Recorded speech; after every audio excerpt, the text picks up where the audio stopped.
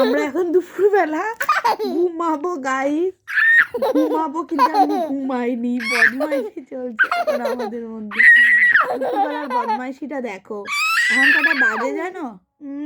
কটা বাজে এখন? 3টা, 2:45 বাজে। আর আমাদের মা ছেলের বদমাইশি দেখো তোমরা।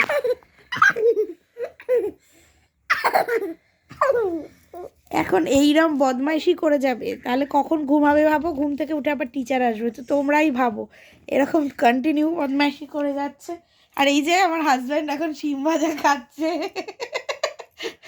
শিম ভাজা খেতে খেতে এসছে। চিংড়ি মাছ কো? তো চলো গাইস, আমি আবার পরে কথা বলছি, ছেলে খুব জ্বালাচ্ছে। চিংড়ি মাছ আছে, চলো টাটা।